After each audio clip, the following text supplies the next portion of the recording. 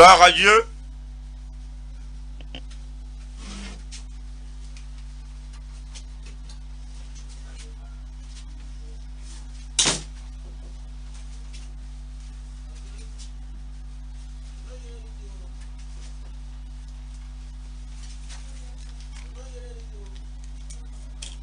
Père, nous te remercions pour le privilège. Merci d'avoir rassemblé tes enfants.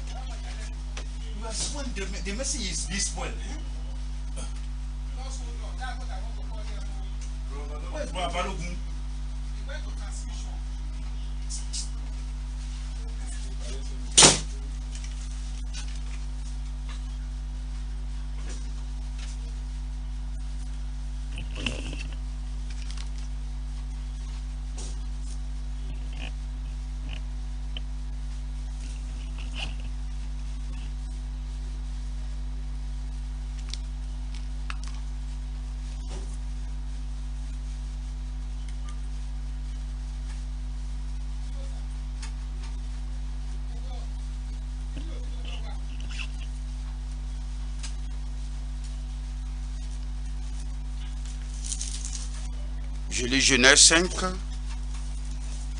Genèse 5. Verset 22. Enoch marcha. Enoch, après la naissance de Methusela, marcha avec Dieu 300 ans. Et il engendra des fils et des filles. Tous les jours d'Enoch furent de 365 ans. Enoch marcha avec Dieu. Puis il ne fut plus parce que Dieu le prit. Dans l'histoire de l'homme, it's not good.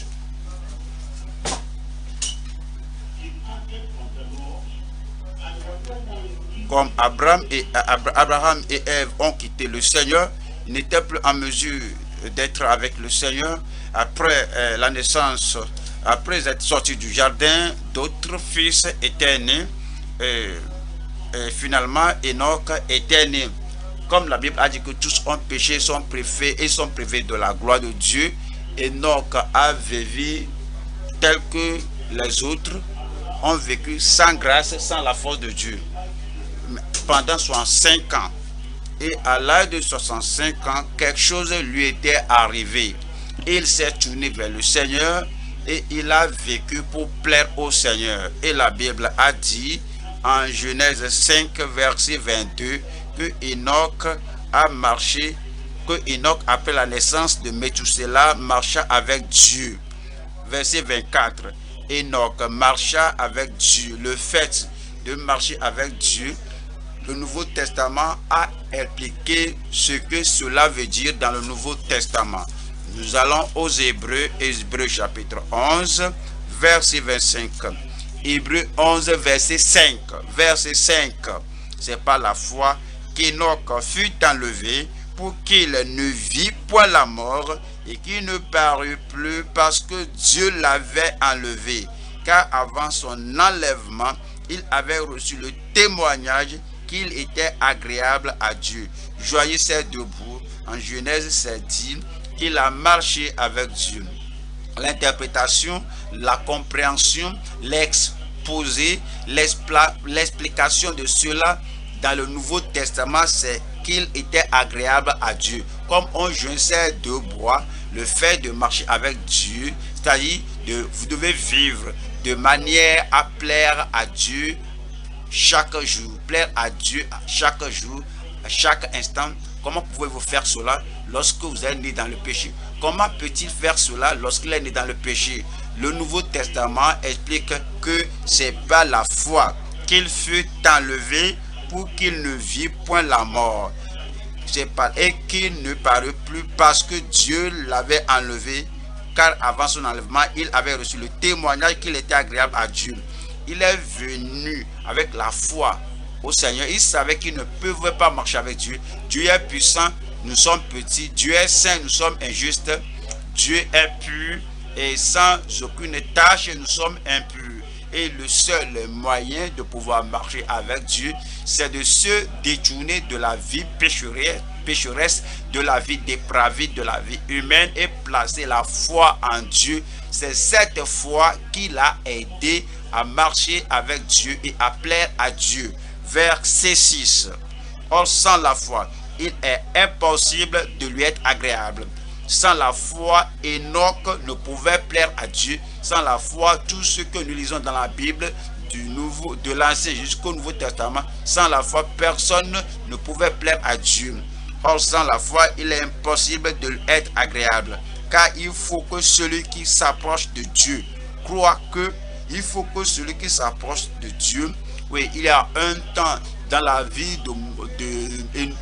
d'Enoch et il a décidé de venir à Dieu, qui s'est séparé de Dieu. Alors il est venu à Dieu, il voudrait marcher avec Dieu. Et l'expérience initiale, c'est de quitter là où vous êtes spirituellement et moralement et pour venir à Dieu. De cela, il s'est détourné de son ancienne vie. Il est venu à Dieu. Alors il faut que celui qui s'approche de Dieu croit que Dieu existe. Que Dieu, il doit croire que Dieu est celui qu'il dit qu'il est. Il faut croire que Dieu est saint parce que Dieu est celui qui est saint. Alors il faut croire que Dieu a les yeux purs pour voir l'iniquité. Il faut croire que oui, Dieu est celui qu'il dit qu'il est et qu'il doit se détourner de ses péchés et qu'il est le rémunérateur de ceux qui le cherchent. C'est ce que Enoch a fait. Il a cherché le Seigneur pour que son passé soit pardonné. Il a cherché le Seigneur pour que le Seigneur l'affranchisse. Il a cherché le Seigneur pour que sa vie soit mise en règle avec Dieu, avec le caractère de Dieu. 1er Thessaloniciens chapitre 4.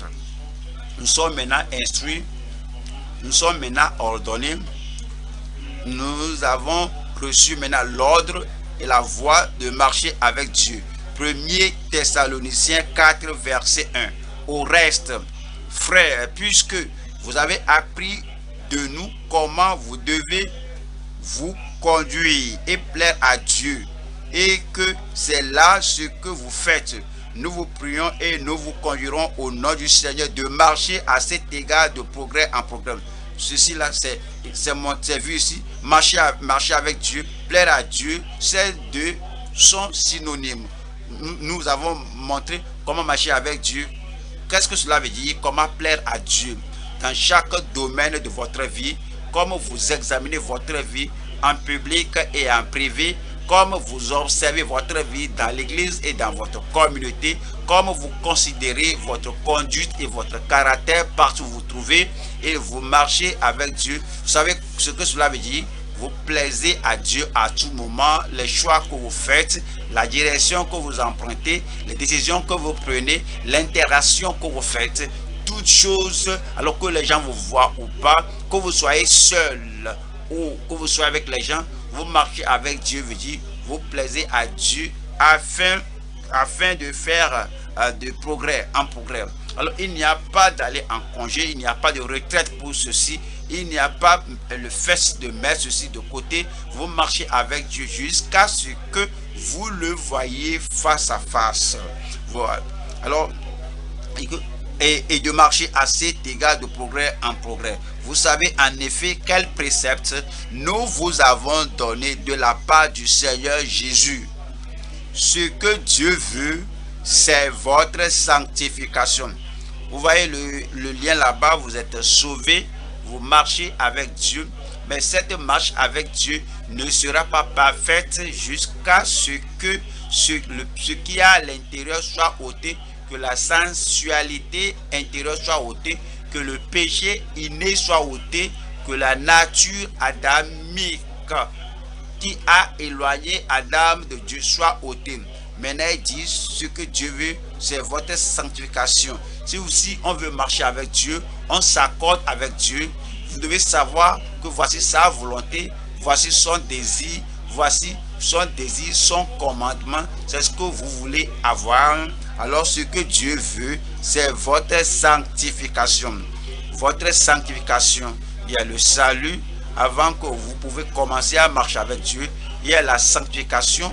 Comme vous décidez par la grâce de Dieu, vous allez marcher continuellement et constamment et avec courage avec le Seigneur. Ce que Dieu veut, c'est votre sanctification. Certes, nous allons voir le message qui est le privilège glorieux de marcher avec Dieu. Le privilège glorieux de marcher avec Dieu. Et nous allons voir 3 points. Premier point, l'expérience glorieuse de marcher avec Dieu. C'est une expérience. Ça commence par un point de départ. C'est une expérience qu'on fait. C'est cette expérience-là qui nous fait bouger, qui nous fait expulser à une carrière à vie de marcher avec Dieu. Numéro 1, l'expérience glorieuse de marcher avec Dieu. Deuxième point, l'exemple glorieux de marcher avec Dieu. Y a-t-il une autre personne qui l'a fait au départ que quelqu'un, un homme, la chair et l'os l'a fait et a marché avec Dieu et Dieu était satisfait? Si une personne était en mesure de le faire dans sa génération, moi aussi dans mon quartier, dans ma génération, je peux marcher à plaire à Dieu. Si on a 2, 10 ou plusieurs personnes ou des nombres incomptables qui ont marché avec Dieu, si c'était possible pour eux, donc c'est possible pour moi, je peux marcher avec Dieu. Deuxième point maintenant, c'est l'exemple glorieux de marcher avec Dieu. Comme vous marchez avec Dieu, et que cela veut dire que tout ce qu'on fait, c'est de marcher, on ne fait rien d'autre, pas réellement. Il y a d'autres choses que nous faisons, comme nous marchons avec Dieu. Troisième point, notre engagement dans l'évangile pendant que nous marchons avec Dieu. Notre glorieux engagement pendant que nous marchons avec Dieu. Notre glorieux engagement. Ouais. Dieu même fait quelque chose. Lorsque on va marcher avec Dieu, on doit s'accorder avec lui. Ce que Dieu fait, nous le faisons. Christ fait quelque chose. Et si nous allons marcher avec Christ, nous devons être en accord avec lui et faire ce qu'il fait. Le Saint-Esprit fait quelque chose. Chaque moment dans le monde où nous vivons, alors nous devons nous accorder avec le Saint-Esprit et nous marchons avec le Père, nous marchons avec le Fils, nous marchons avec le Saint-Esprit. Nous devons faire tel que le Père le fait, tel que Christ, notre Sauveur, le fait, tel que le Saint-Esprit le fait. Troisième point donc, notre engagement pieux pendant que nous marchons avec Dieu. Numéro 1, l'expérience glorieuse de marcher avec Dieu. Voici là où cela commence. Nous allons à Matthieu chapitre 7, verset 13. Matthieu 7 et 13. Nous apprenons cela de la bouche du Seigneur Jésus-Christ, notre Seigneur et Sauveur. Entrez par la porte étroite, car large est la porte, spacieux est le chemin qui mène à la perdition, et il y en a beaucoup qui entrent par là. Verset 14. Mais étroite est la porte. Cela veut dire que resserré est le chemin. Petite est la voie, mais étroite est la porte, resserrée le chemin qui mène à la vie. Alors si on doit marcher sur une voie, on doit comprendre la voie, on doit comprendre l'état du chemin, savoir comment marcher.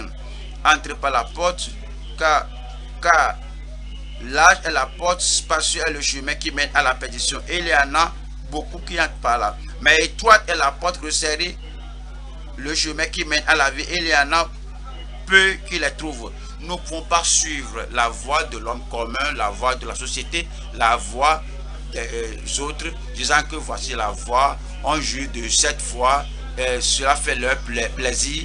Mais pour Jésus, Jésus a dit que la majorité des gens marchent sur la voie qui mène à la perdition, qui mène à la destruction, le chemin qui mène en enfer, qui mène au châtiment éternel.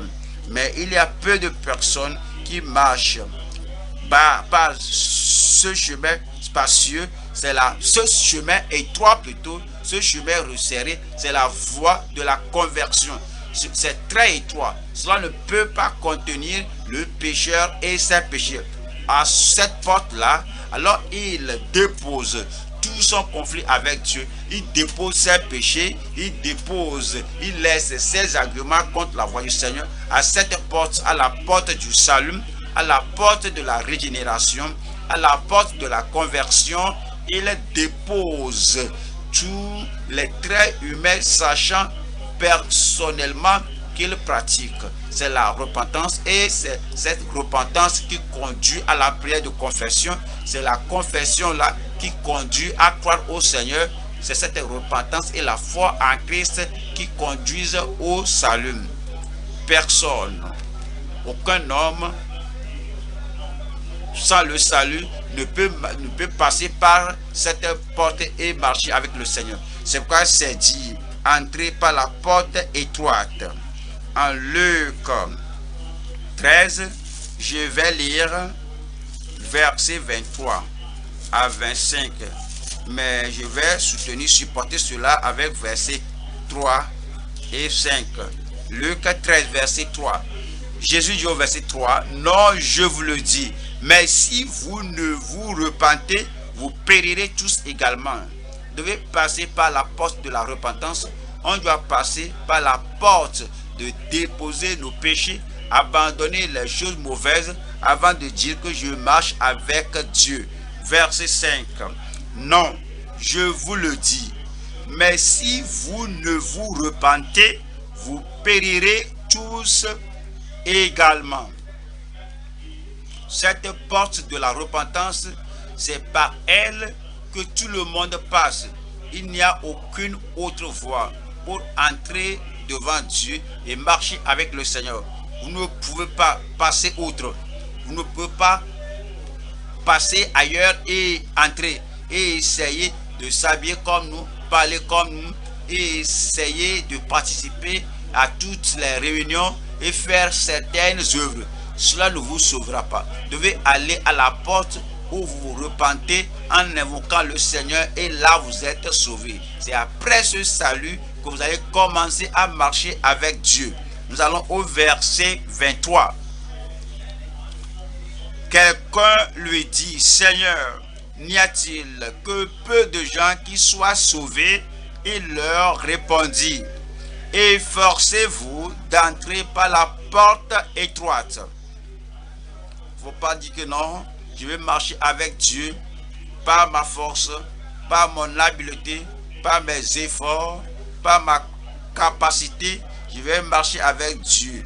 Je vais faire le mieux possible. Je vais me transformer et puis je vais me forcer et je vais marcher avec Dieu.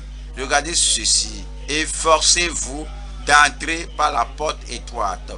Appliquez-vous à entrer par la porte étroite. Vous devez vous repentir. Vous devez vous prosterner en humilité devant le Seigneur et vous détourner de tous vos péchés et entrer. Tout péché non confessé, tout péché non abandonné, tout péché que vous aimez, que vous embrassez, vous gênera, vous empêchera d'entrer. Ôtez cela de votre vie et efforcez-vous d'entrer par la porte étroite.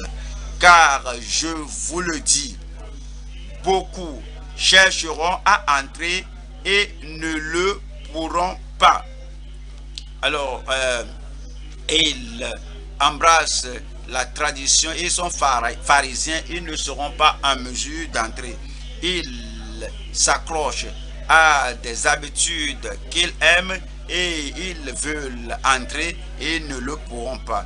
Ils s'accrochent à la religion de leur père, des anciens, et veulent entrer et ne pourront pas entrer. Ils s'accrochent à l'ancienne alliance, disant que c'est dans la Bible. Ils s'accrochent à ces choses abolies. Et Christ est la voie, le seul chemin pour aller à la vie éternelle. Tout toute autre chose à laquelle ils s'accrochent les empêcheront d'entrer au ciel. Et je vous le dis, car je vous le dis, beaucoup chercheront à entrer, ne le pourront pas. Quand le maître de la maison se sera levé et aura fermé la porte, et que vous étant dehors, vous commencerez à frapper à la porte en disant, Seigneur, Seigneur, ouvre-nous. Il vous répondra, je ne sais d'où vous êtes. Alors, vous vous mettrez à dire, nous avons mangé et bu devant toi. Nous étions là lorsque tu as multiplié le pain. Nous avons participé à ta retraite, à ta conférence et à tes réunions. Nous avons entendu tout ce que tu as dit. Même nous avons mangé la nourriture, l'aliment de miracle. Et tu as enseigné dans nos rues. Même tu es venu dans notre quartier et tu nous as enseigné là-bas. Ce n'est pas ce que vous avez entendu, mais ce que vous avez fait avec ce que vous avez entendu. Il a enseigné dans leur rue, mais tu n'étais pas converti. Tu n'as pas essayé d'entrer par la porte étroite. Tu es religieux, tu n'es pas juste. Voilà le verset 25. Et la dernière partie qui dit, il vous répondra, je ne sais d'où vous êtes. C'est très important que nous entrions par la porte, que nous abandonnions le péché et le mal, que nous devenions enfants de Dieu. Et c'est ainsi qu'on commence à marcher et à plaire à Dieu. 2 Corinthiens chapitre 6. 2 Corinthiens 6, verset 14. Ne vous mettez pas avec les infidèles sous un joug étranger. Ne vous mettez pas avec les infidèles sous un joug étranger. Ouais, le joug dans l'Ancien Testament se montre lorsqu'on l'utilise pour atteler 2 animaux. Et ces 2 animaux vont en labourant et sont attelés ensemble. Mais alors, et un axe ne doit pas être attelé avec un bœuf pour labourer. Ce doit être un animal d'une même espèce. Le Seigneur a dit, amenez l'illustration de l'Ancien Testament dans le Nouveau Testament. Ne vous mettez pas avec les infidèles sous un joug étranger. En marchant avec Dieu, vous ne pouvez pas vous mettre sous un joug étranger avec les infidèles. En marchant avec Dieu, vous ne pouvez pas vous lier avec les infidèles. En marchant avec Dieu, vous ne pouvez pas vous accorder avec l'infidèle. Vous ne pouvez pas marcher avec l'infidèle. Vous ne pouvez pas vivre intimement avec un infidèle, un incroyant. Vous ne pouvez pas faire les affaires avec un incroyant. Parce que Dieu ne va pas marcher avec l'incroyant et tu veux marcher avec Dieu. Si tu vas marcher avec Dieu, tu dois te séparer de toute manière, de toute forme de ces incroyants. Ne vous mettez pas avec les infidèles sous un joug étranger, car quel rapport y a-t-il entre la justice et l'iniquité, ou qu'y a-t-il de commun entre la lumière et les ténèbres? La lumière et les ténèbres qui se marient, ça ne peut pas bien marcher. Un croyant qui se marie avec une incroyante, ça ne peut pas marcher. Celui qui est dans la lumière, celui qui est une personne dans la lumière, l'autre est dans les ténèbres de l'occultisme, ça ne peut pas bien aller. Et vous ne pouvez pas vous joindre ensemble dans les affaires. Un occultiste et à celui qui va sacrifier aux idoles avant de venir travailler. Alors, c'est dit, quel accord y a-t-il entre Christ et Bélial, ou quel part a le fidèle avec l'infidèle? Quel rapport y a-t-il entre le temple de Dieu et les idoles? Car nous sommes le temple du Dieu vivant, comme Dieu l'a dit. J'habiterai et je marcherai au milieu d'eux. Si nous allons marcher pour plaire à Dieu, comprenez, il dit que j'habiterai, parce que Dieu est saint. alors il est un Dieu saint, il va demeurer à nous parce que Dieu est juste. Le juste Dieu va demeurer en nous parce que Dieu est pur pour regarder l'iniquité. Alors c'est dit que j'habiterai et je marcherai au milieu d'eux.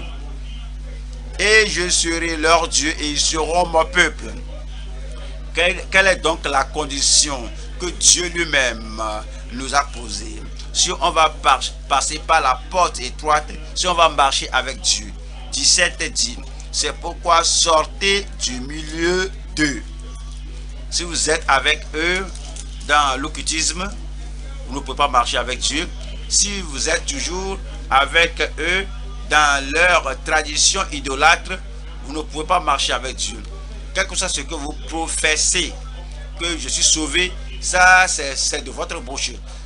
Et je suis sanctifié, c'est une vaine parole. Je suis rempli du Saint-Esprit. Si vous êtes avec eux dans votre caractère, si vous êtes avec eux dans votre conduite, si vous êtes avec eux dans la fraude, si vous êtes avec eux dans la mauvaise pratique et avec l'idolâtrie, si tu es avec eux dans tous les péchés clandestins, tout témoignage que tu donnes n'est qu'une vaine parole.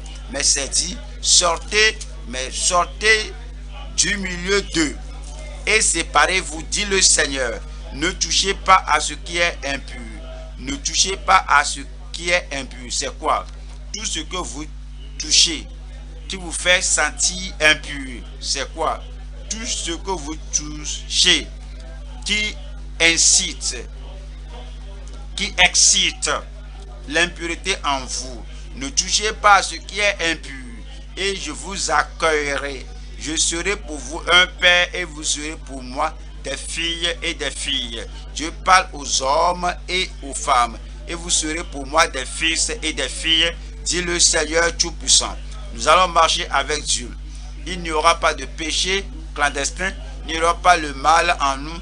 Nous serons transparents, justes et nous serons prévenants et prudents dans nos actes partout où nous allons parce que Dieu regarde, il veille. Alors il dit, sortez du milieu vous. Alors, avant de pouvoir marcher avec lui. Jean 8, Jean chapitre 8, verset 11. Jean 8, verset 11 nous dit, Jean 8, 11 nous dit, elle répondit, non Seigneur. Et Jésus lui dit, je ne te condamne pas non plus, je te pardonne. C'est la porte par laquelle on entre dans le royaume. C'est la porte par laquelle on entre et après être entré, on peut maintenant continuer à marcher avec Dieu. Je ne te condamne pas non plus. Va et ne pêche plus. Va à ton lieu de travail. À ce lieu de travail, ne pêche plus. Va à ta communauté là où tu vis. Dans ce quartier-là, ne pêche plus. Va retourner à ton marché là-bas et là, ne pêche plus. Si tu puises de l'eau depuis loin de ta maison, va au puits là-bas, mais en route de retour, ne pêche plus. Si tu travailles dans une usine textile ensemble avec les gens, tu sais ce que tu faisais, maintenant tu peux aller à ton boulot là-bas, mais va et ne pêche plus. Va à ta famille. Dans ta famille, ce que tu faisais et qui t'a conduit à une habitude accumulée, qui t'a acculé, qui t'a poussé à faire des choses mauvaises. Maintenant, tu es pardonné, tu es entré par la porte, va et ne pêche plus. Verset 12. Jésus leur parla de nouveau et dit, je suis la lumière du monde. Celui qui me suit, qui marche avec moi, celui qui me suit ne marchera pas dans les ténèbres. Marcher avec Dieu, on ne va pas marcher dans les ténèbres, vous n'allez pas marcher secrètement. Il y a des gens qui vont à l'église et même ils viennent dans notre église, mais on ne les connaît pas. Ils sont des gens très discrets. Mais si vous marchez avec Dieu, vous n'allez pas vivre dans le secret, vous faites des choses, vous vous cachez, et si vous voulez même, si vous voulez dire à quelqu'un, vous allez leur dire de ne jamais permettre à quelqu'un de savoir. Je veux garder mon secret. Ils marchent dans les ténèbres. Ils font des choses qui n'arrivent pas à voir la lumière du jour. À cause de cela, le Seigneur dit que vous n'avez pas réellement commencé à marcher avec moi. Car celui qui me suit ne marchera pas dans les ténèbres, mais il aura la lumière de la vie. Nous allons au Romains chapitre 8. Romains 8, verset 1. Romains chapitre 8, verset 1. Il n'y a donc maintenant aucune condamnation pour ceux qui sont en Jésus-Christ. Comment vous savez qu'ils sont en Christ Jésus-Christ? Qui marchent non selon la... Qui marchent non selon la chair. Ceux qui sont sensuels, ceux qui sont sales, ceux qui donnent leur corps au péché, aux habitudes pécheresses, ou bien pour faire de l'argent, ou bien pour donner le plaisir à leurs voisins. Tous ceux qui marchent selon la chair ne marchent pas avec Dieu. Ils ne sont pas nés de nouveau. Ceux qui sont nés de nouveau, il n'y a donc maintenant aucune condamnation pour ceux qui sont en Jésus-Christ, qui marchent non selon la chair mais selon l'esprit. En effet, la loi de l'esprit de vie en Jésus-Christ m'a affranchi de la loi du péché et de la mort. La loi du péché et de la mort. Et il n'y a plus de péché en moi. Voici, vous jetez quelque chose en l'air, cela doit tomber à cause de la loi de gravité. Mais on connaît l'avion qui est bien construit et c'est bien fait que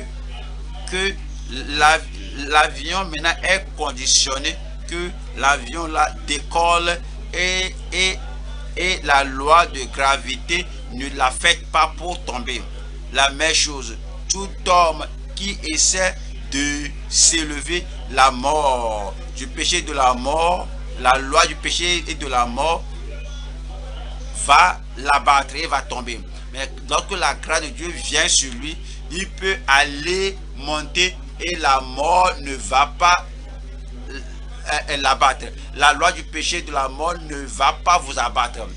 Car c'est dit, car chose impossible à la loi parce que la chair, elle la rendait sans force.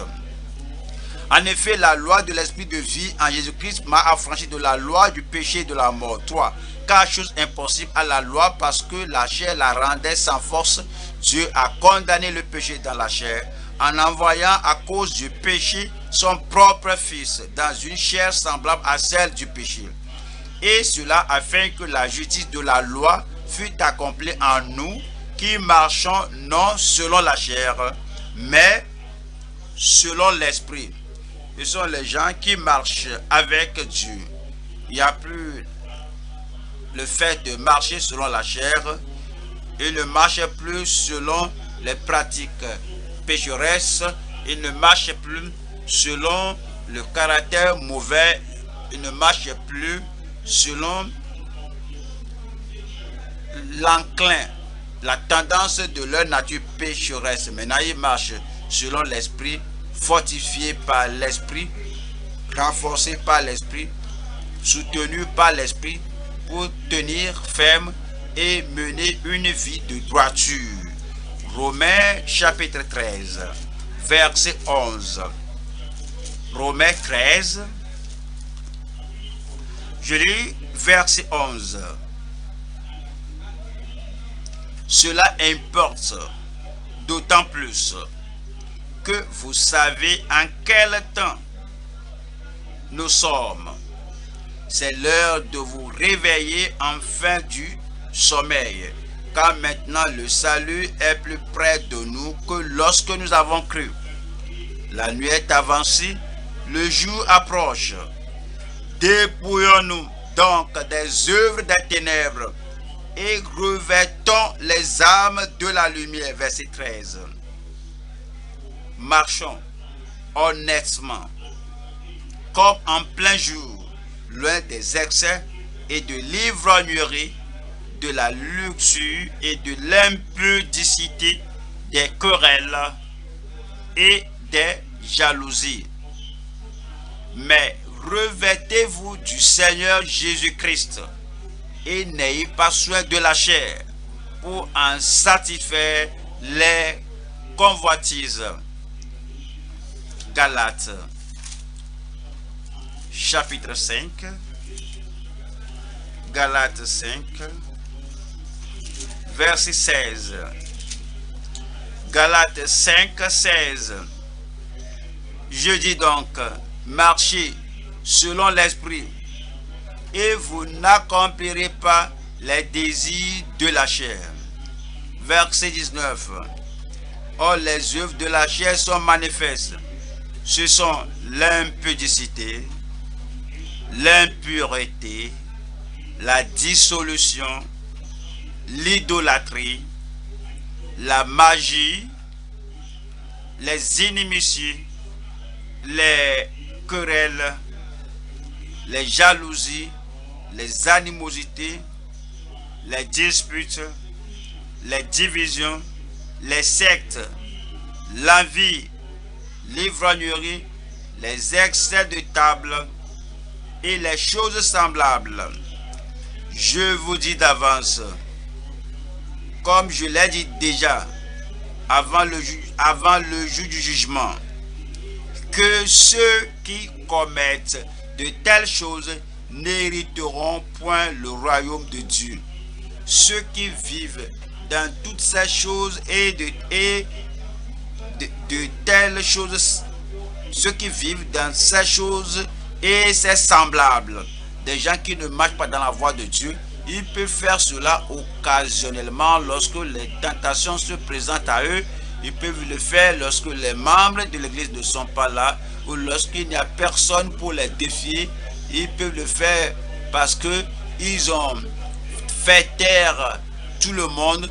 Tous ceux qui peuvent les défier ont été calmés.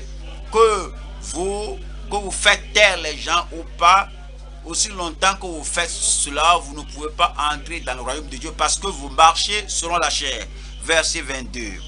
Mais le fruit de l'esprit, maintenant marchez selon l'esprit.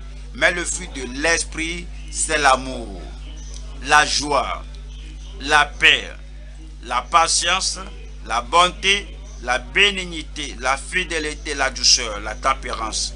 La loi n'est pas contre ces choses. Ceux qui sont à Jésus-Christ ont crucifié. Ceux qui appartiennent à Christ, qui marchent selon l'esprit, qui marchent avec Dieu, ont crucifié la chair avec ses passions et ses désirs.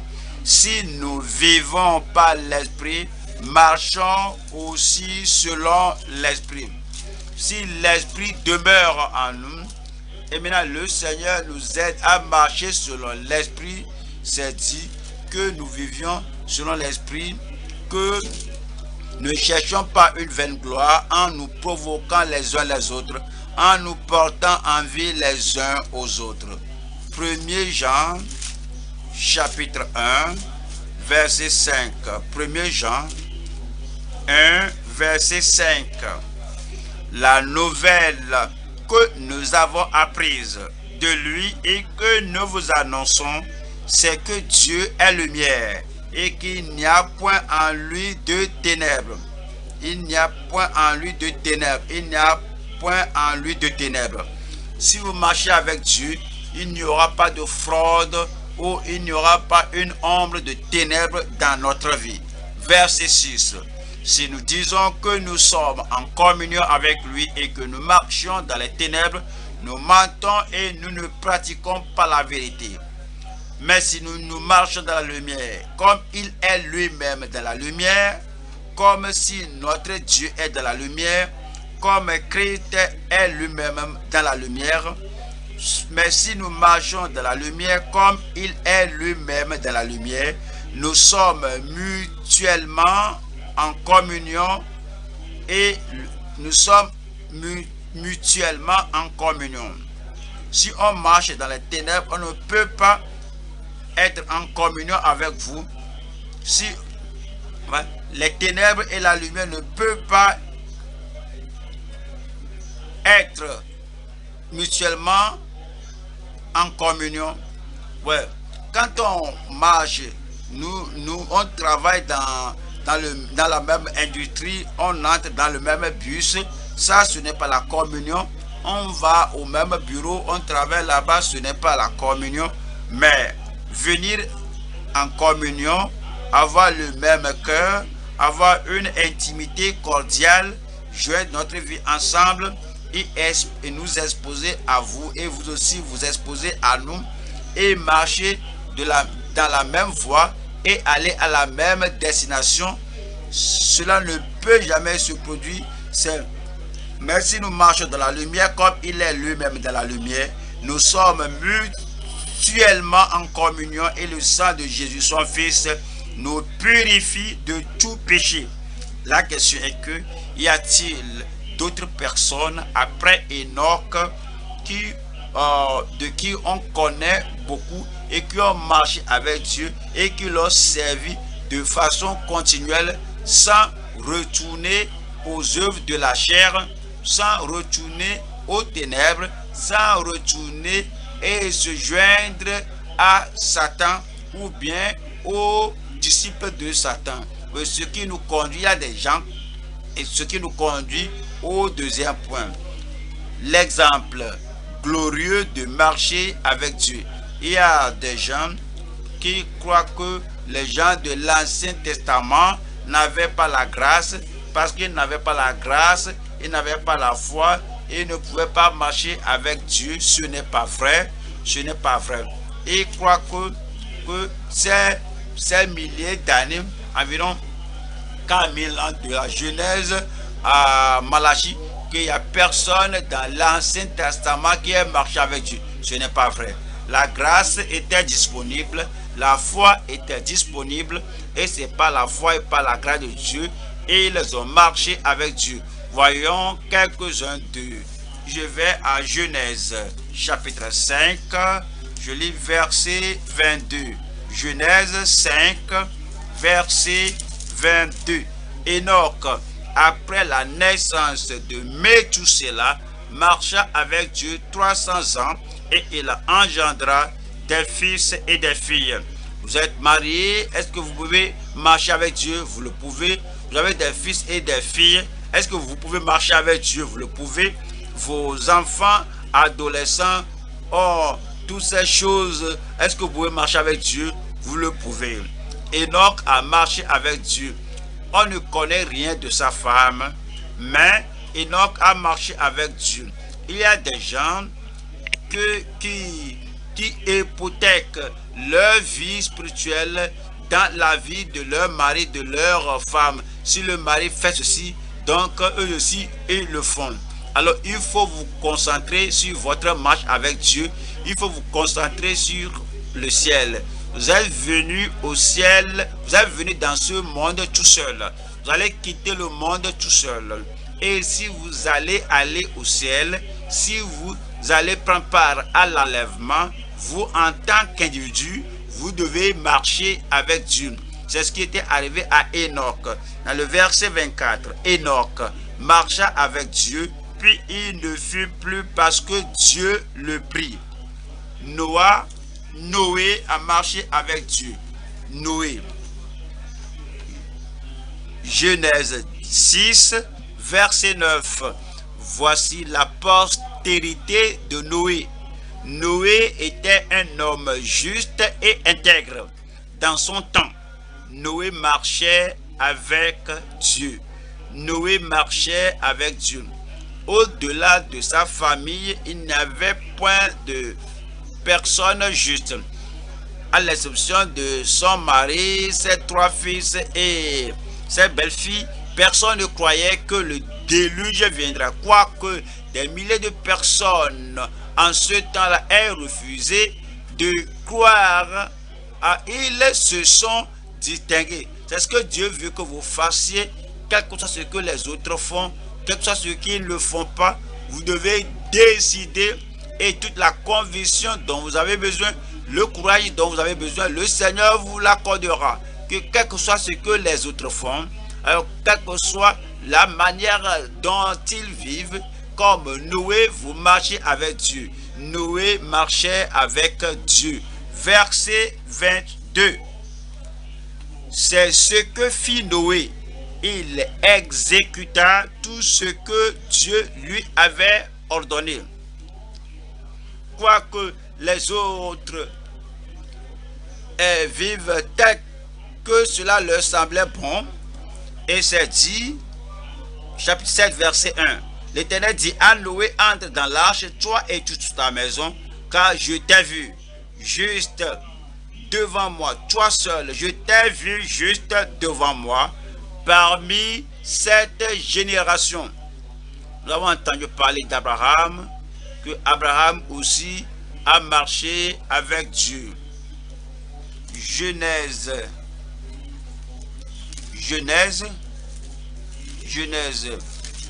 48, verset 15.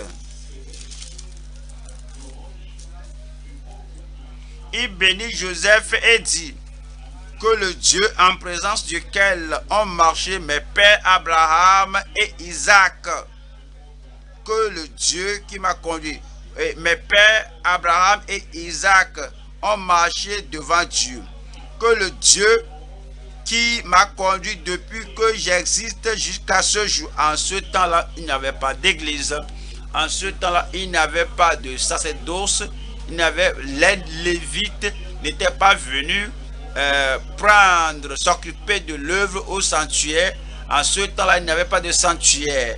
Mais ces gens-là, leur esprit est focalisé sur Dieu, leur cœur focalisé sur Dieu, et ils ont marché avec Dieu. Vous rappelez Ézéchiel, voyons, 2e roi 20, 2e roi, chapitre 20, verset 3. Ils ont marché avec Dieu, quoi qu'il soit des cas isolés, ils ont marché avec Dieu, quoi qu'il n'y ait pas d'encouragement, ces gens ont marché avec Dieu. Cela paraît que ces gens se voyaient tout seuls, mais ils ont marché avec Dieu. Si c'était possible pour eux, c'est possible pour nous. On peut marcher avec Dieu. Je peux marcher avec Dieu. Je vais marcher avec Dieu. Quel que soit ce que les autres font, quel que soit ce qu'ils ne font pas, vous décidez que vous, avec toute la lumière que vous avez toute la Bible dans votre main. Vous avez l'exemple des gens que Dieu a aidés. Quoi que vous soyez la seule personne dans votre service, dans votre quartier, la seule personne dans votre village, la seule personne dans la famille là-bas qui ait vu la lumière, tu décides que leur influence ne va pas te faire tomber. Leur influence ne va pas te corrompre ni te retirer vers les ténèbres. Voyez les gens autour de vous, et tous ces gens-là, alors ils ne se sont pas distingués pour la justice, pour marcher dans la lumière. Vous décidez que vous serez cette personne distinguée qui va marcher avec Dieu, et vous allez marcher avec Dieu au nom de Jésus-Christ.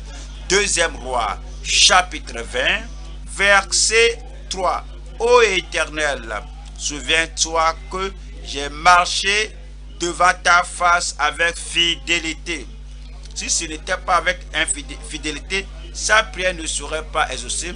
Si seulement il disait cela par de vaines paroles, ce n'était pas factuel, Dieu ne l'aurait pas exaucé. Parce qu'il avait une maladie meurtrière. Et Esaïe a dit qu'il allait mourir. Mais il ne voudrait pas mourir. Il a supplié le Seigneur pour lui dire: Seigneur, souviens-toi que j'ai marché devant ta face avec fidélité et intégrité de cœur. Il y a des jours dans la vie d'un homme qui viennent dans la vie d'un homme, dans la vie d'une femme, où les problèmes surgissent. Et l'homme là, la femme là ne peut pas s'aider. Il n'y a personne qui puisse l'aider. Et les sympathisants ne pouvaient pas aider. Ne pourrait pas aider.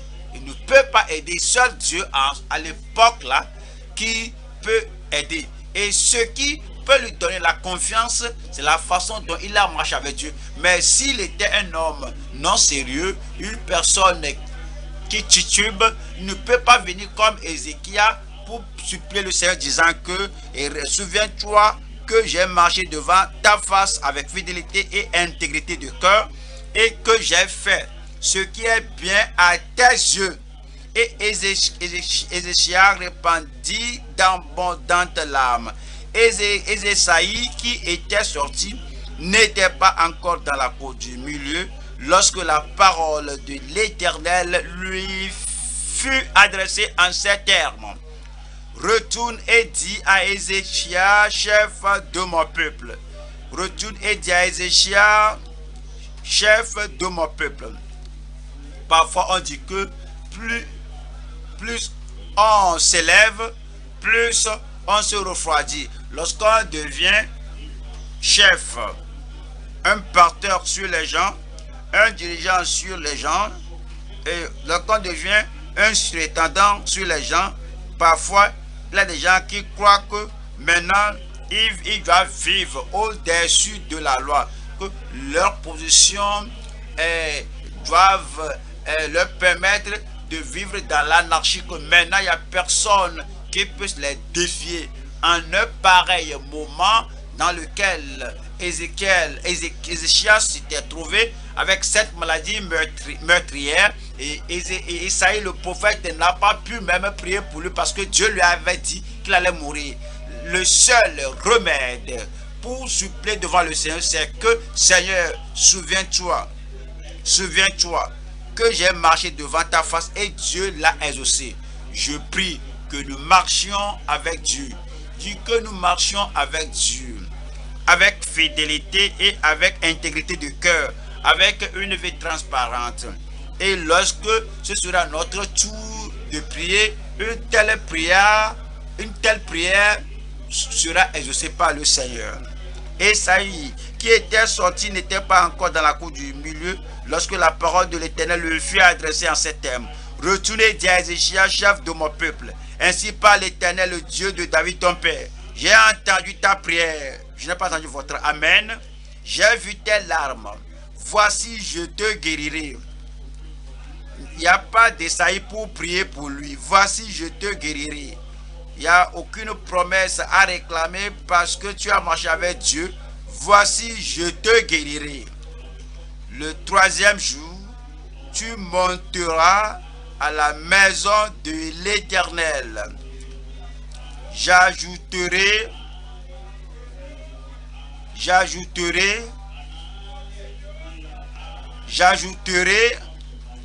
à tes jours combien d'années? 15 années. Ce sont les avantages, c'est le privilège, c'est la gloire de marcher avec Dieu. Il y a beaucoup d'autres personnes. Allons à Malachie 2. Malachie 2, verset 4. Verset 4 dit, en Malachie chapitre 2, verset 4. Vous saurez alors que je vous ai adressé cet ordre, afin que mon alliance avec Lévi subsiste, dit l'Éternel des armées. Mon alliance avec lui était une alliance de vie et de paix. Ce que je lui accordais pour qu'il me craignît. Et il a eu pour moi de la crainte. Il a tremblé devant mon nom. La loi de la vérité était dans sa bouche, et l'iniquité ne s'est point trouvée sur ses lèvres. Il a marché avec moi dans la paix et dans la droiture.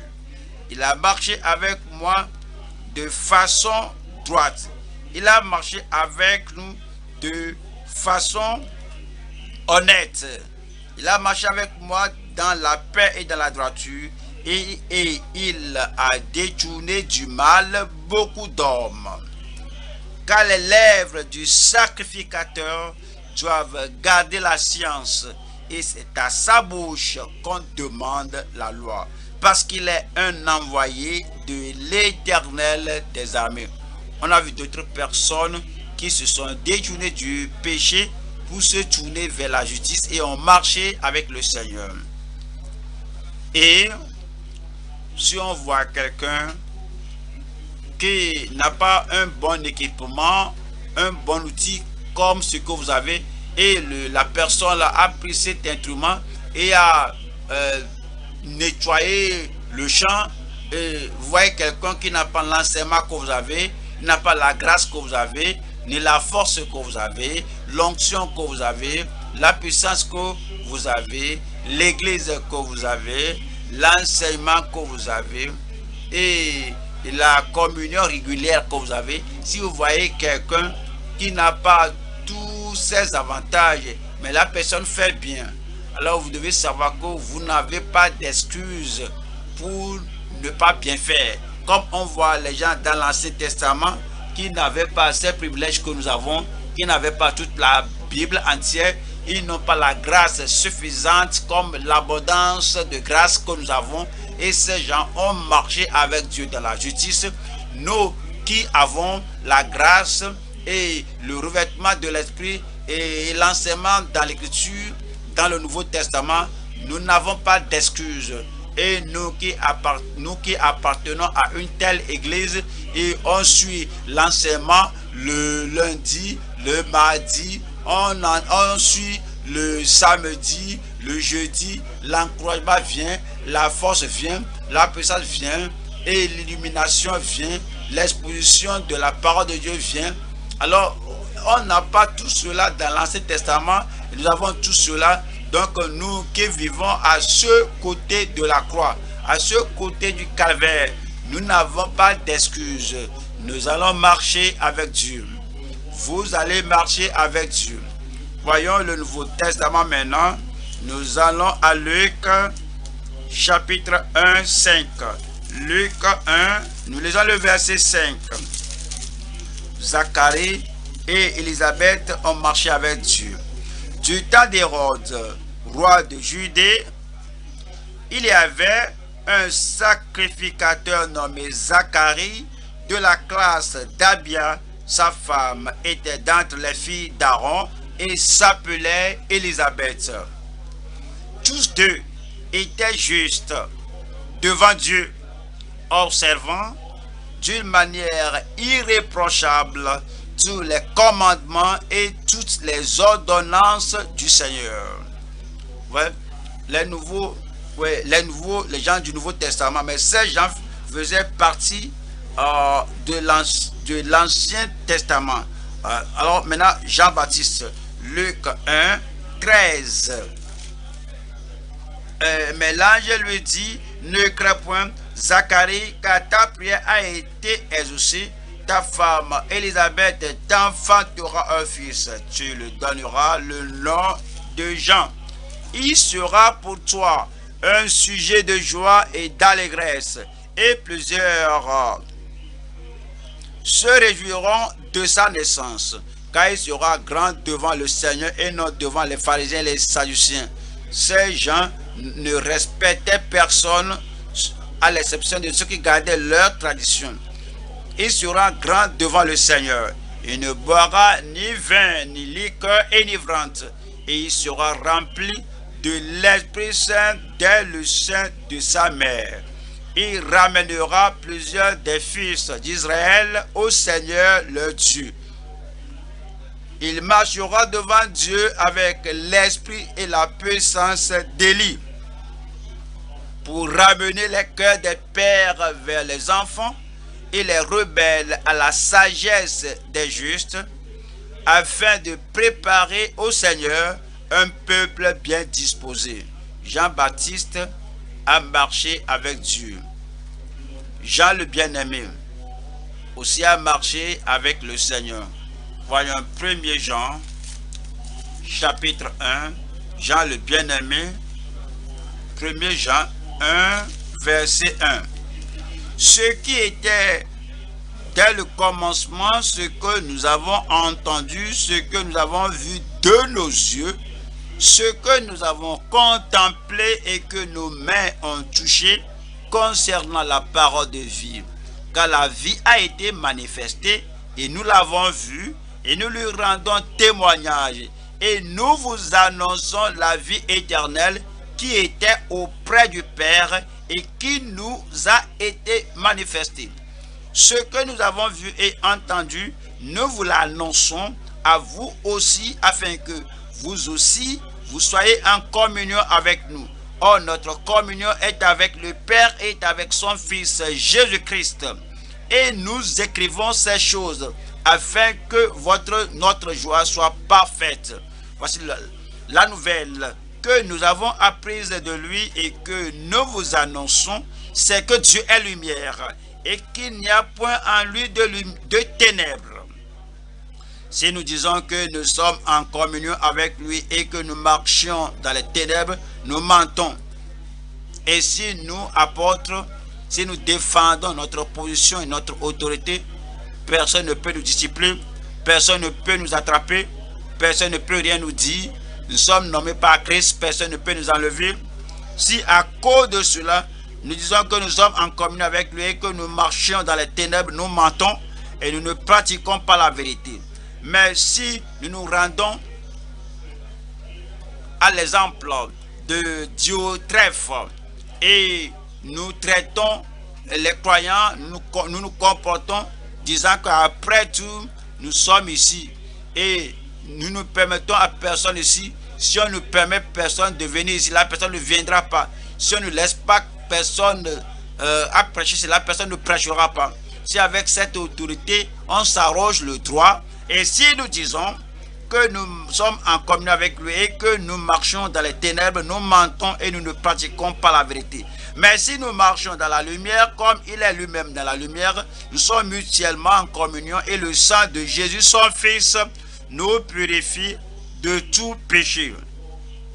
Il a marché avec Dieu, nous allons marcher avec Dieu. Nous allons marcher avec Dieu. Quel que soit ce que les autres font, nous allons bien faire. Quel que soit le comportement des autres, je vais bien vivre. Je vous attends, je vous espère à dire cela. Zacharie et Élisabeth ont marché avec Dieu. Jean-Baptiste a marché avec Dieu. Jean le bien-aimé a marché avec Dieu. Pierre et les autres apôtres ont marché avec Dieu. Paul, l'apôtre Paul, l'apôtre aux païens, a marché avec Dieu. Philippiens 3. Philippiens, chapitre 3, verset 16. Seulement au point où nous sommes parvenus, marchons d'un même pas. Marchons d'un même pas.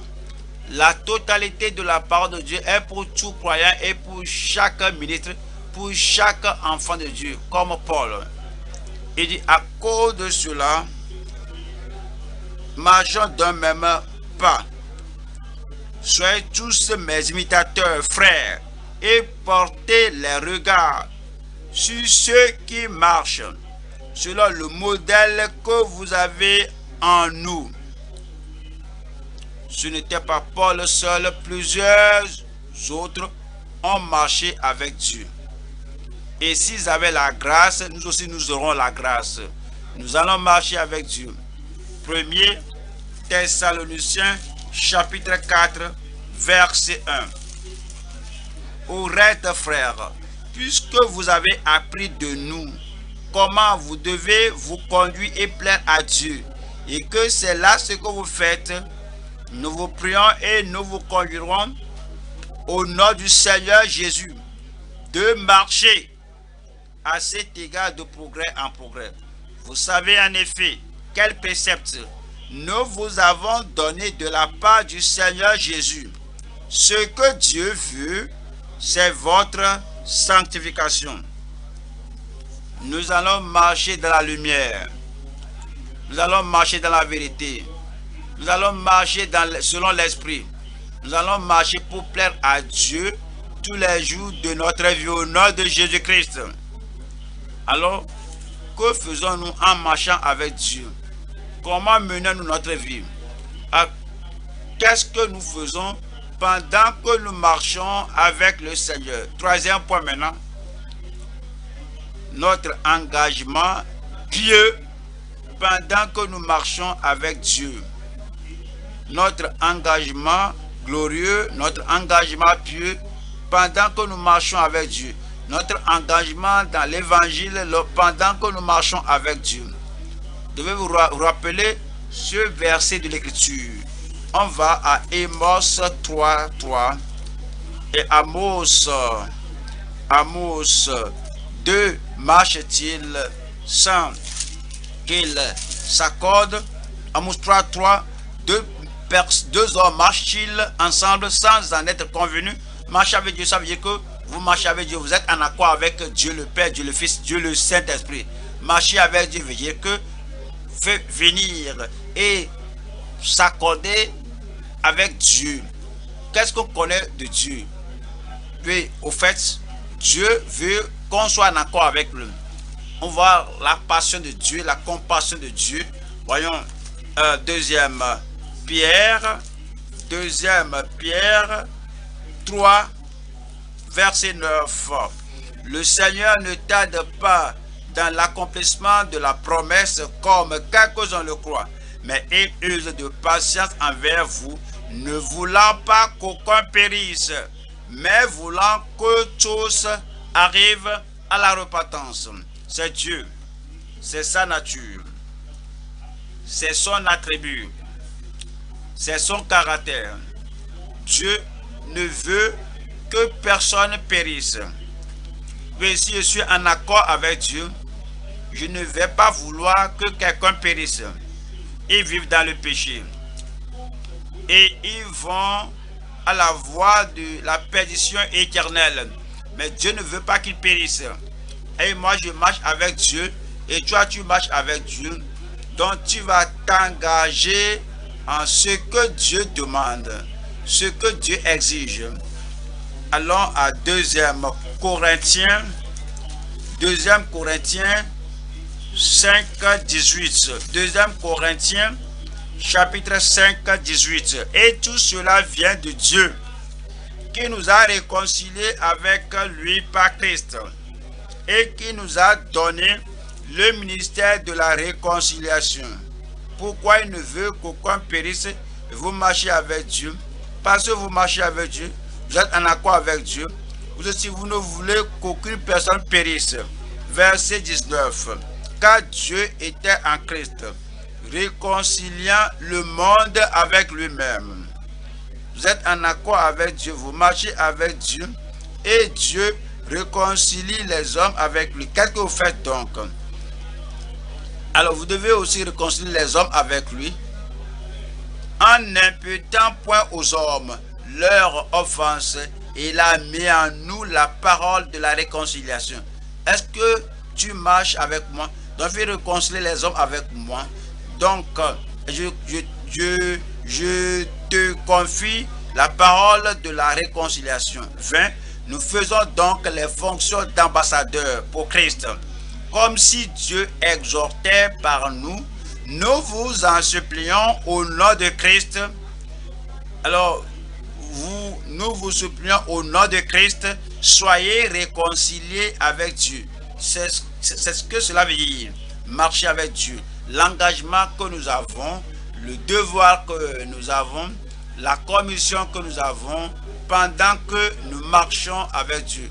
Nous ne pouvons pas dire qu'on marche avec Dieu et on se croise les bras et on voit les pécheurs périr, on se croise les bras, on voit les pécheurs aller dans l'éternité perdue. On ferme la bouche, on ferme et on se croise les bras. Tout ce que je veux, c'est ceci, je veux ceci, je veux cela.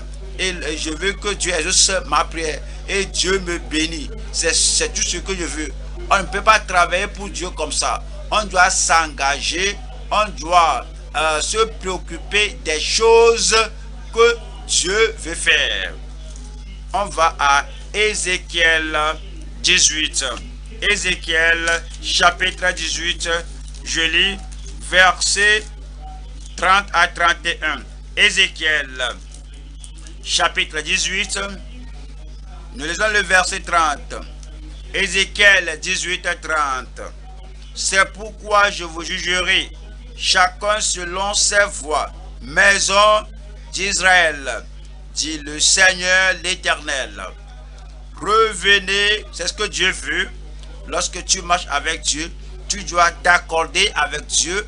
Et comme Dieu dit aux gens dans ta communauté, dans ton bureau, dans ton marché, dans ton village, dans ta ville, partout où tu te trouves, comme Dieu leur dit de se repentir, vous devez avoir le même message pour eux parce que vous marchez avec Dieu, vous êtes en accord avec Dieu. Revenez et détournez-vous de toutes vos transgressions afin que l'iniquité ne cause pas votre ruine. Rejetez loin de vous toutes les transgressions par lesquelles vous avez péché. Faites-vous un cœur nouveau et un esprit nouveau. Pourquoi mourriez-vous, maison d'Israël? Ce doit être votre engagement, ce doit être votre commission pieuse que vous dites aux autres. Et si vous marchez avec Dieu, vous êtes en accord avec Dieu. Car je ne désire pas la mort de celui qui meurt, dit le Seigneur. Si vous êtes en accord avec Dieu, avec Christ, avec le Saint-Esprit, vous n'aurez pas le désir de la mort de celui qui meurt, dit le Seigneur l'Éternel. Convertissez-vous donc et vivez. On marche avec Dieu le Père, nous marchons aussi avec Dieu le Fils. 1er Jean 2. 1er Jean 2. 1er Jean 2, 6. 1er Jean 2, 6. Celui qui dit, qui demeure en lui, doit marcher aussi comme il a marché lui-même. Si nous disons que nous marchons avec Christ, nous devons vivre comme Christ. Sa passion doit être la nôtre. Sa conversion, son occupation, sa préoccupation doit être la nôtre. Celui qui dit, qui demeure en lui, doit aussi marcher comme il a marché lui-même. Qu'est-ce qu'il a fait lorsqu'il était ici? Lorsque Jésus, notre Seigneur, notre Sauveur était ici, lorsque notre Rédempteur était ici, qu'est-ce qu'il faisait? Luc 19, verset 10. Si vous marchez avec Christ, voici votre engagement. Si on marche avec Christ, voici la profession, ce qu'il a fait. Voici ce qu'il a fait, vous devez le faire. Luc 19, verset 10. Quand le Fils de l'homme est venu chercher et sauver ceux qui étaient perdus, ceux qui marchent avec le voile, le verset 13. Il appela 10 de ses serviteurs, leur donna 10 000 et leur dit, faites-les valoir jusqu'à ce que je revienne. Chaque jour, il va attendre quelqu'un. Il va toucher quelque chose. S'il est ici aujourd'hui, il va parler à quelqu'un, il va attirer un pécheur au royaume. Et il dit, si tu marches avec moi, tu dois agir et marcher comme moi. Et je n'ai pas de plaisir dans la mort de ceux qui meurent. Alors il a pleuré sur Jérusalem. Que Jérusalem, Jérusalem, si tu as su à telle heure ce qui t'appartient, mais cela est caché à toi. Et puis il a dit qu'il cherche le Seigneur, les perdus pour les sauver. Que tu marches avec moi. Voici ton engagement. Et alors faites valoir jusqu'à ce que je vienne. Si tu marches avec le Père, on va évangéliser. Si on marche avec le Fils, on va évangéliser. Si on marche avec l'Esprit et on marche selon l'Esprit, nous allons évangéliser. Voyons Jean 15. Jean 15. On est en accord avec Dieu le Père, en accord avec Dieu le Fils, en accord avec Dieu le Saint-Esprit. Alors on va s'engager dans l'évangélisation. Jean 15, verset 26. Quand sera venu le consolateur que je vous enverrai de la part du Père, l'Esprit de vérité qui vient du Père, et il rendra témoignage de moi. Il parlera de moi que je suis le Sauveur. Il parlera de moi que je me soucie de sauver les autres, que j'ai fait le sacrifice final. 27. Et vous aussi vous rendrez témoignage parce que vous êtes avec moi dès le commencement. Si nous avons l'Esprit, le Saint-Esprit, nous allons faire ce que l'Esprit de Dieu aime faire. Cela veut dire que nous allons évangéliser.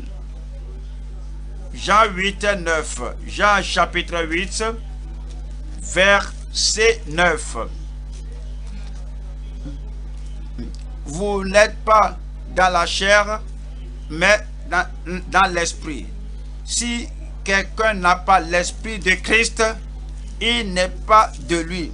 Si nous avons l'esprit de Christ, il veut que les péchés soient sauvés. Alors c'est lui qui a dit à Philippe d'aller vers l'eunuque du l'Éthiopien et l'eunuque éthiopien pour l'amener au Seigneur. Acte 8, 29. Acte 8, 29. L'Esprit dit à Philippe, avance et approche-toi de ce char. Philippe accourut et entendit l'Éthiopien qui lisait le prophète Esaïe. Il lui dit, comprends-tu ce que tu lis? Il répondit, comment le pourrais-je si quelqu'un ne me guide? Et il invita Philippe à monter et à s'asseoir avec lui. Et on nous montre le passage qui lisait verset 35. Alors Philippe, ouvrant la bouche et commençant par ce passage, lui annonça la bonne nouvelle de Jésus. L'Esprit l'a dirigé, l'Esprit l'a conduit. Et si nous avons l'Esprit de Dieu, c'est exactement ce que nous ferons aujourd'hui.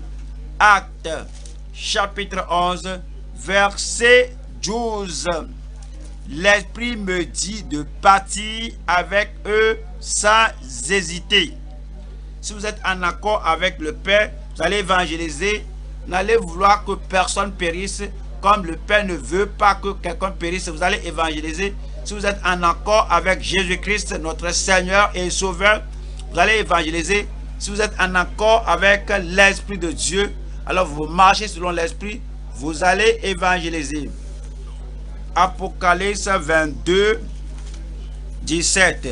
Apocalypse 22, 17. Et l'Esprit et l'épouse disent viens. Et l'épouse, l'église est en accord, chaque membre de l'église est en accord avec l'Esprit. L'Esprit dit, appelle le pécheur à venir, l'épouse aussi appelle l'église. Et l'Esprit et l'épouse disent viens, et que celui qui entend dise viens, et que celui qui a soif vienne, que celui qui veut prenne de l'eau de la vie gratuitement. Je prie que nous soyons engagés dans cette grande œuvre de la grande commission pour prêcher l'évangile au nom de Jésus-Christ. C'est la chose pratique de marcher avec le Père, marcher avec le Fils, marcher avec l'Esprit. Secourir les perdus comme Dieu l'exige. Atteindre les gens comme Christ le désire. Appeler à restaurer le prodigue comme l'Esprit dirige. L'Esprit nous dirigera chaque jour. Il nous dirigera vers les pécheurs, vers les rétrogrades. Il nous dirigera vers les incroyants. Comme l'Esprit nous dirige, le Seigneur nous accordera la grâce, la hardiesse, le courage pour toucher les pécheurs et les amener au royaume de Dieu au nom de Jésus-Christ. Le ferez-vous? Je le ferai. Le ferez-vous? Le ferez-vous? Le Seigneur fera prospérer l'œuvre dans nos mains au nom de Jésus-Christ. Tenons-nous debout maintenant pour parler au Seigneur comme nous l'avons appris aujourd'hui avec le thème « Le privilège glorieux de marcher avec le Seigneur, avec Dieu ». Ouvrez la bouche pour parler avec le Seigneur. Vous avez la grâce pour marcher avec le Seigneur, le courage pour marcher avec le Seigneur, la conviction pour marcher avec le Seigneur. Parlez au Seigneur que tout ce que j'ai entendu, je vais